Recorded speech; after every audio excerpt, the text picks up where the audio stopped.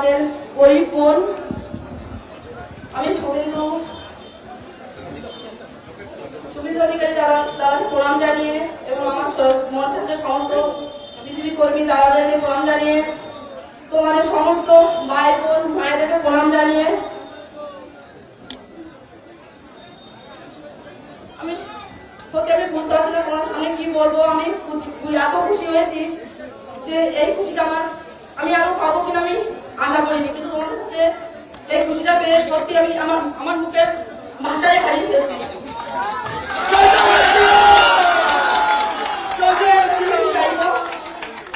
আপনারা আমার সাথে থাকবেন তো? আপনারা আমার সাথে থাকবেন তো?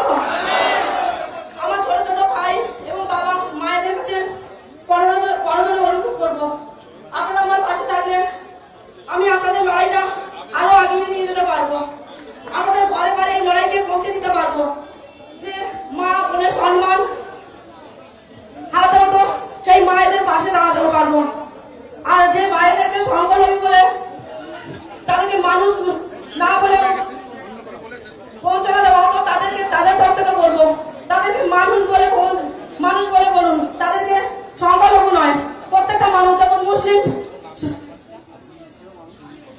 আমি সত্যি বলে এ করে বোঝাতে পারবো না। আমি সত্যি আমার এমনি একটু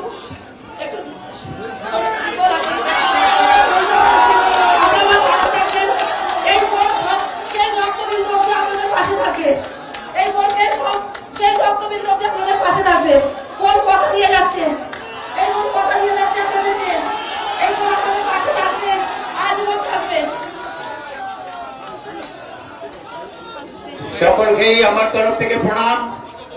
নমস্কার দর্শক, আপনারা এতক্ষণ ধরে শুনছেন রেখা পাত্র বসিরহাট সন্দেশখালীতে যে জমায়েত হয়েছে সেই জমায়েতে বক্তৃতা দিচ্ছিলেন এবং অত্যন্ত যেটা দেখে মনে হচ্ছে অত্যন্ত নিরীহ প্রকৃতির মানুষ এবং অত্যন্ত সাদা মাটা মেঠো মানুষ।